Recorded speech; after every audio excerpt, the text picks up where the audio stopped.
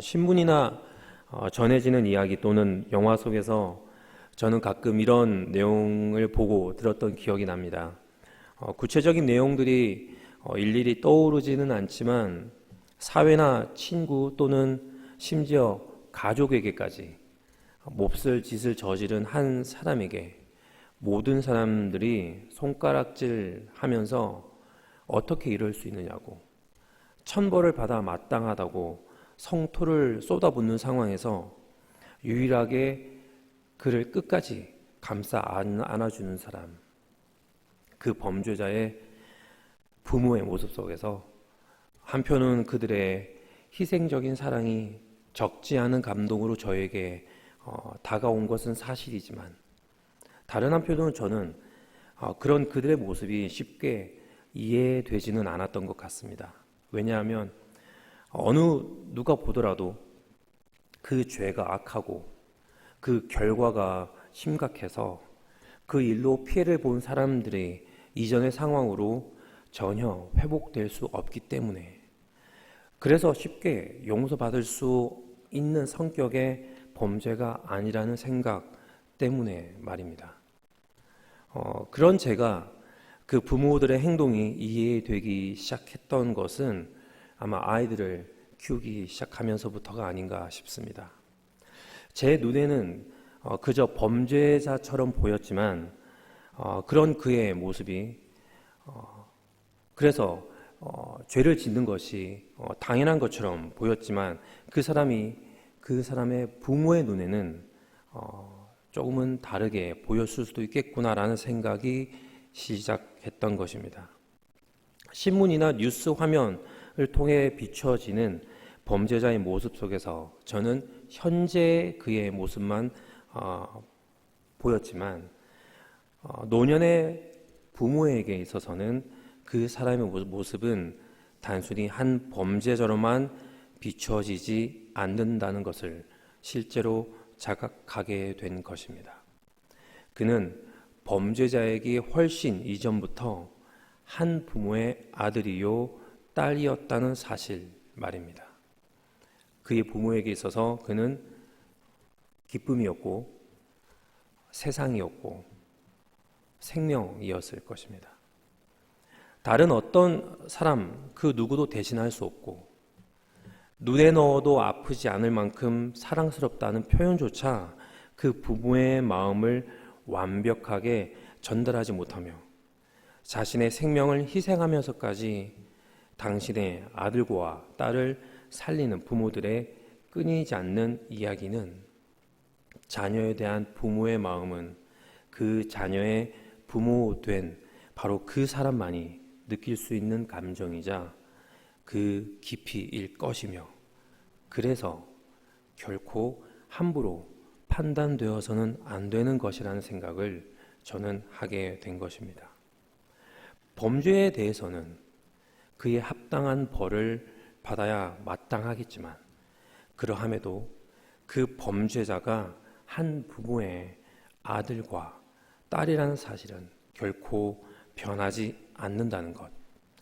그래서 범죄의 경중을 떠나 자녀에 대한 부모의 사랑은 분명히 존중되어야 한다고 분명하게 주장할 수 있을 정도로 말입니다. 그래서 오늘 본문에서 나타나는 백성들의 태도는 합당하고 바람직한 것은 아닐까 저는 생각해 봤습니다. 오늘의 본문 2절과 3절입니다. 왕이 그 아들을 위하여 슬퍼한다 함이 그날의 백성에게 들리매 그날의 승리가 모든 백성에게 슬픔이 된지라. 그날에 백성들이 싸움에 쫓겨 부끄러워 도망함 같이 가만히 성읍으로 들어가니라. 모든 전쟁이 그러하듯 전쟁에서의 승리는 기쁨이요 패배는 슬픔을 가져주기 마련입니다. 압살롬을 위시한 이스라엘과의 전쟁에서 승리한 다윗의 백성은 분명히 기뻐하였을 것입니다. 하지만 그것도 잠시, 그들은 패배를 한 것 같은 슬픔에 빠지게 됩니다. 왕 다윗이 그의 아들 압살롬의 죽음을 슬퍼하고 있기 때문입니다. 다윗에게는 승리가 주는 기쁨보다는 그의 아들 압살롬의 죽음이 주는 슬픔이 훨씬 컸던 것입니다. 범죄자 압살롬이 아닌 아들 압살롬이 죽었기 때문입니다. 자신의 생명과도 같은 아들의 죽음이 세상에서 겪을 수 있는 가장 큰 고통이자 슬픔이라는 사실, 부모라면 모두 공감할 것입니다. 더군다나 나라를 대표하는 왕, 국보의 아들이 죽었으니 한 나라의 아들이 죽은 것이나 다름없는 것 아니겠습니까? 그래서 이 슬픔은 백성 모두의 슬픔이 되었습니다. 그리고 승리를 안고 돌아옴에도 불구하고 다윗의 군대는 수많은 인파의 환영 소리 대신에 백성들은 모두의 침묵 가운데 성으로 돌아올 수밖에 없었습니다. 그런데 그 슬픔을 함께 공유하지 못하고 있는 한 사람이 오늘 본문에서 등장합니다. 다른 백성들처럼 조용하지 못하고 입을 여는 사람입니다.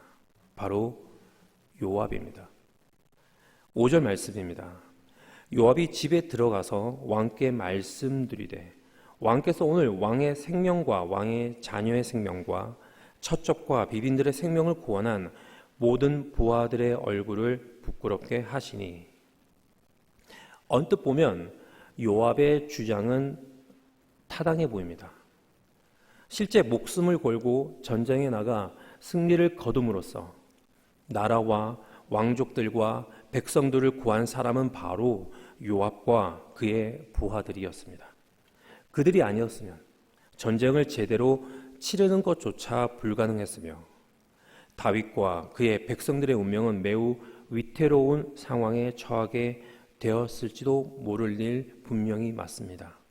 그래서 승리의 깃발을 앞세우며 돌아오는 그 군사들은 백성들의 환영을 받아야 했으며 공적을 인정받고 왕으로부터의 치하를 받을 자격이 있었던 것은 분명한 사실이었을 것입니다. 그래서 요압이 군대의 지도자로서 자기 휘하의 군사들의 입장을 대변하는 것은 마땅히 해야 했던 것으로 보이기까지 합니다. 하지만 한 가지, 요압이 간과했던, 그래서 다윗의 입장을 헤아리기보다는 왕에게 불만을 토로하는 것을 넘어서 협박까지 할 수 있었던 것은 바로 하나님의 존재를 망각했다는 사실입니다. 5절을 다시 보게 되면 요압이 왕을 비롯한 사람들의 생명을 구원한 승리를 가져다 준 것은 바로 자기와 자신의 군대의 힘이었다고 생각하고 있음을 우리는 분명히 알 수 있습니다. 그런데 이것이 요압 혼자만의 강한 확신이었을 수도 있음을 우리는 또한 유추할 수 있습니다. 그 이유는 다윗에게 전쟁의 승리에 대한 승리를 전해주었던 다른 두 사람, 즉 사독의 아들 아히마스와 구스 사람의 말은 성경이 전하고 있는데 이 둘은 모두 동일하게 요압과는 다르게 그 소식을 전하고 있기 때문입니다. 18장 28절과 31절입니다. 28절을 먼저 읽도록 하겠습니다. 아히마스가 외쳐 왕께 아뢰되 평강하옵소서 하고 왕 앞에서 얼굴을 땅에 대고 절하며 이르되 왕의 하나님 여호와를 찬양하리로소이다. 그의 손을 들어 내 주 왕을 대적하는 자들을 넘겨주셨나이다 하니. 31절입니다. 구스 사람이 이르러 말하되 내 주 왕께 아뢰 소식이 있나이다. 여호와께서 오늘 왕을 대적하던 모든 원수를 갚으셨나이다 하니. 이 두 사람이 전하고 있는 승리 요인은 바로 여호와 하나님의 존재임에 틀림없습니다. 그들에게는 군사도 있었고 무기도 있었으며 전쟁에 능한 지휘관도 분명히 있었지만 지금의 승리는 이러한 것들 때문이 아닌 바로 하나님이 손을 드셨고 하나님이 직접 그들의 원수를 갚으셨기 때문에 가능했음을 아주 분명히 전하고 있는 것입니다.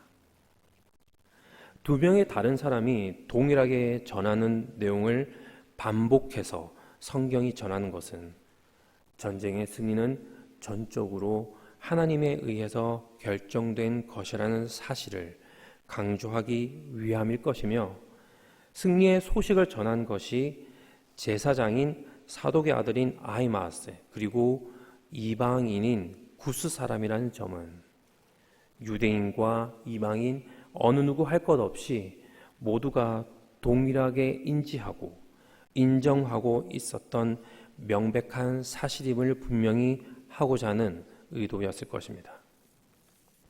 그리고 그 사실은 바로 이번 전쟁의 승리는 다른 어떤 것에 의한 것이 아닌 하나님이 허락하신 것이라는 사실을 성경은 말하고 싶었던 것은 아닐까 싶습니다. 이렇듯 어느 누구 상관없이 모두가 알고 있는 사실, 전쟁의 승리는 분명하게 하나님으로부터 온 것인데 왜 요압의 말은 달랐던 것일까요? 왜 그는 다윗을 구한 것이 하나님이라 밝히지 않고 자신과 그의 부하들이라 말하고 있는 것일까요?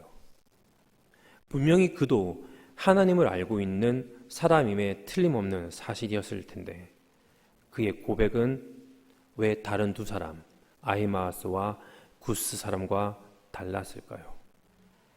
저는 이러한 질문들이 떠오르면서 그 이유가 요압에게는 칼이 쥐어져 있기 때문일 수도 있겠다는 생각이 동시에 떠올랐습니다. 요압이 누구입니까? 다윗 군대의 사령관이지 않습니까? 자신의 말 한마디에 모든 군사가 그대로 움직인다면 그 느낌은 어떠할지 정확하게 알 수는 없으나 짐작은 가능할 것 같습니다. 대한민국 대부분의 남자들은 이와 유사한 경험을 인생에 한 번쯤은 해볼 수 있기 때문입니다. 병장 계급장을 달고 나의 명령에 따라 아주 신속하고 재빠르게 행동하는 적게는 10명에서 많게는 50명의 군인들을 보고 있노라면 그 순간만큼은 내가 매우 대단한 위치에 있는 사람이 된 것 같은, 내가 가진 힘이 엄청나구나 하는 생각이 들 것 같은 것이 아주 자연스러울 것입니다. 초록 견장을 어깨에 두른 그 병장이 누리고 있는 힘의 원천은 계급장이며 그 힘이 어느 정도인지를 보여주는 것은 자신의 명령대로 움직이는 군인들의 숫자와 그들의 명령 이행 수준 정도가 되지 않을까 싶습니다. 이처럼 군대의 사령관이라는 가장 높은 계급에 위치한 요압이 자신의 명령대로 일사불란하게 움직이는 수많은 군사들을 자신의 눈으로 직접 봄으로써 자신이 가진 힘이 얼마나 큰지를 자각하는 것은 그리 오래 걸리지 않았을 것입니다. 그리고 그 군사들과 함께 승리를 이루어내었으니 자신이 가진 힘과 그 힘의 실제가 되는 군사들의 존재는 승리의 핵심적인 역할을 한 것이었을 것이며, 그렇기 때문에 자신의 지위와 그의 군대는 요압 자신에게 있어서 그 어떤 것보다 중요한 존재였을 것입니다.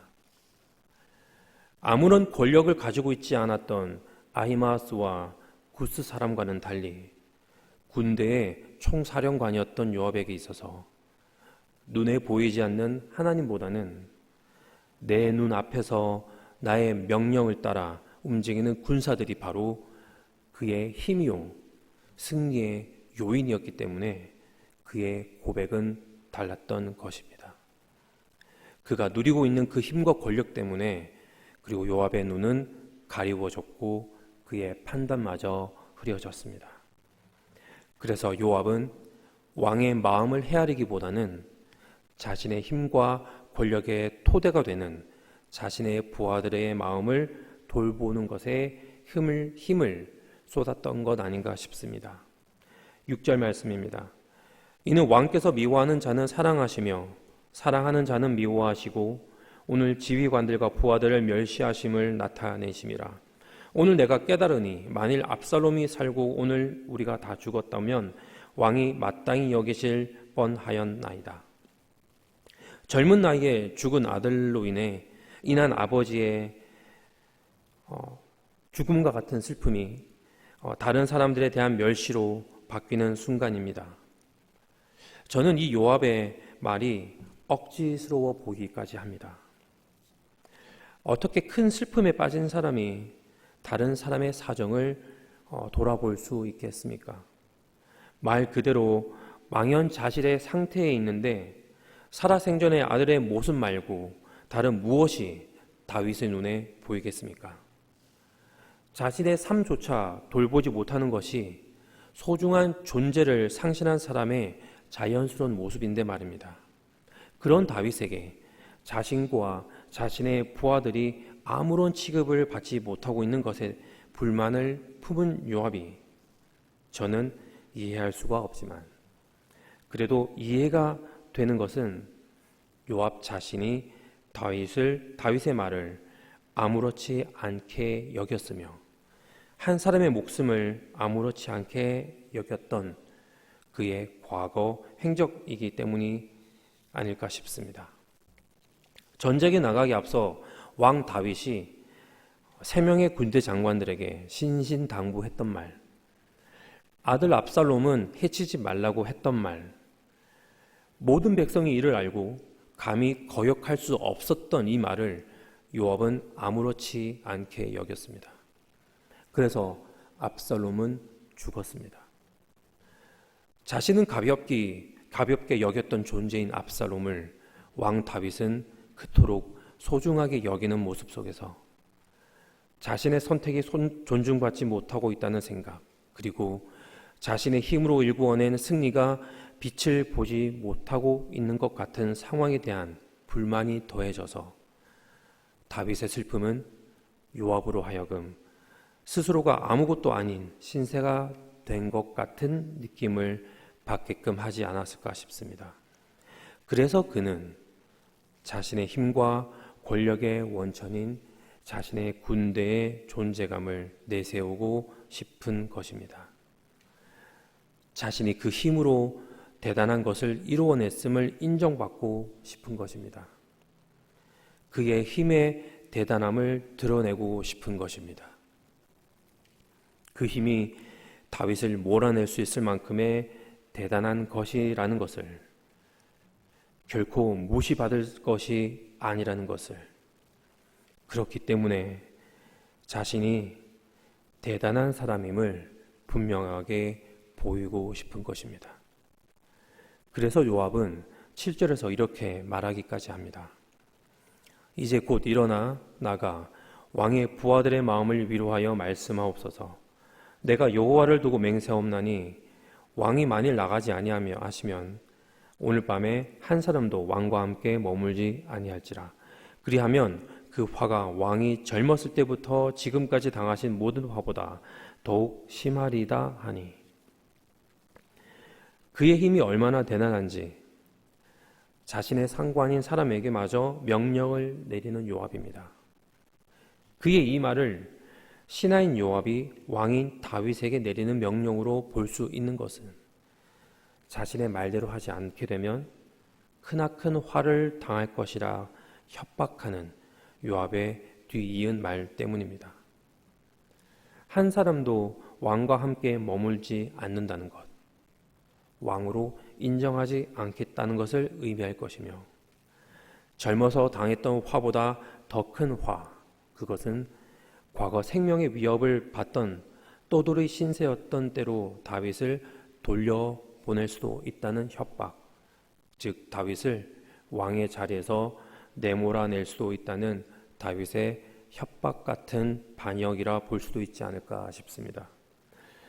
이렇듯 자신이 쥐고 있는 힘과 권력의 칼을 너무나도 대단하게 여긴 나머지 요압은 자신이 모시는 왕 다윗조차 업신여기며 더 나아가 다윗을 왕으로 세운 하나님마저 무시하게 됩니다. 왕을 세우는 것은 하나님의 이름을 모를 일 없는 이스라엘 백성 중 한 명인 요압이 왕의 자리를 놓고 협박을 운운하는 것은 지금 자신 스스로 하나님과 같이 되고자 하는 것 아닐지 모르겠습니다. 어떻게 이러한 수준까지 갈 수 있는 것일까요? 요압 그가 대단한 힘을 가진 칼을 쥐고 있기 때문 아니겠습니까? 그 칼로 자신이 말한 대로 움직이는 수많은 군사들 앞에서 자신의 높음을 느꼈기 때문 아니겠습니까? 그래서 결국 그 칼을 쥐어준 존재마저 망각하게 된 것 아니겠습니까? 우리는 지금 요압처럼 우리 각자의 칼을 굳게 쥐고 있지는 않는지 돌아봐야 되지 않을까 싶습니다. 우리는 모두 칼을 휘두르고 싶어 하는 존재들이기 때문에 말입니다. 왜냐하면 그 칼로 힘을 사용할 수 있고 그곳으로 내가 원하는 것을 이루어낼 수 있기 때문입니다. 그리고 실제 우리 모두는 적어도 한두 개 이상의 크고 작은 칼을 차고 있습니다. 정도의 차이는 있겠지만 돈과 명예, 지식과 권력 또는 신분과 위치 등의 칼을 말입니다. 그런데 문제는 이것들이 우리 손에 쥐어진 것은 전적으로 하나님의 주권하에 이루어진 것이며 그분의 은혜로 우리에게 주어진 것을 잘 알고 있음에도 불구하고 내 손에 쥐어져 있는 그 칼에만 집중한 나머지 보이지 않는 하나님을 너무나도 쉽게 잊어버린다는 것이 우리의 현실이라는 것입니다. 또 다른 문제는 하나님의 존재를 잊어버리는 것을 넘어 내가 가진 힘이 너무 강하여서 많은 돈, 높은 지위로 인해 마치 내가 하나님인 양 내 마음대로 판단하고 결정하는, 그래서 타인의 존재나 상태는 고려하지 않는 우리의 모습이라는 것입니다. 그래서 더 큰 문제는 더 힘이 센 하나님이 되고 싶어서 더 많은 것을 원하게 됨에 따라 결국엔 내가 가짜 하나님, 우상이 되어버리는 우리의 모습이라는 것입니다. 오로지 나 자신만을 위해 존재하는, 그래서 결코 아버지의 마음을 가질 수도 이해할 수도 없는 그런 존재로 말입니다. 슬픔에 잠겨있던 다윗의 손에는 아무것도 쥐어져 있지 않았을 것 같습니다. 그저 힘없이 겨우 일어나 성문에 털썩 앉은 것은 아닌지 모르겠습니다. 그런 그였지만 모든 백성이 다윗의 앞으로 나옵니다. 그는 여전히 그들의 왕이었기 때문에 말입니다. 그에게 남아있는 힘이 하나도 없어도 그가 왕인 것은 변함없습니다. 왜냐하면 그를 왕으로 세우시고 지켜주신 분은 바로 위대하고 강력하신 하나님이시기 때문에 그에게는 힘이 없어도 전혀 문제가 되지 않는 것입니다. 우리는 모두 이 땅에서 다시 태어난 하나님의 자녀된 사람입니다. 이는 우리가 어떤 칼을 쥐고 있든 또는 칼을 쥐고 있든 그렇지 않든 상관없이 결코 변하지 않는 사실입니다. 그래서 중요한 것은 칼이 아니라 우리가 하나님의 자녀라는 사실이며 하나님의 자녀라면 아버지의 마음을 아는 것이 더 중요한 것 아닐까 싶습니다. 그 아버지의 마음, 자신에게 집중하지 않는, 나의 더 나은 삶을 사는 것이 아니라 죽어있는 영혼, 아파하는 영혼, 그리고 힘들어하는 영혼에 집중하는 삶, 그런 삶을 살아야 하지 않을까 싶습니다. 바로 그런 삶을 살아가는 것이 용이하게 될 수 있도록 우리가 할 수 있는 것은 쥐고 있는 칼을 내려놓는 것입니다. 힘을 내려 하지 않는 것입니다. 내 마음대로 뭔가 해보려 하지 않는 것입니다. 대신에 아버지의 마음을 구하는 것입니다. 그러면 내가 아닌 다른 사람이 보이게 될 것입니다. 그들의 마음이 보일 것입니다. 그 마음을 헤아리는 오늘 하루의 삶을 살아가는 우리 모두가 되길 예수님의 이름으로 축원합니다. 함께 기도하겠습니다.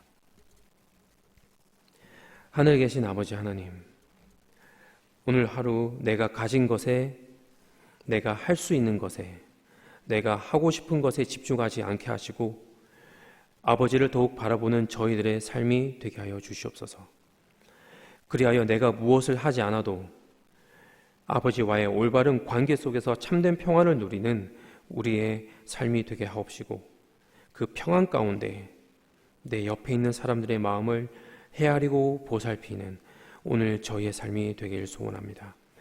우리에게 긍휼을 베풀어 주시길 간절히 바라옵고 이 모든 건 예수님 이름으로 기도합니다. 아멘.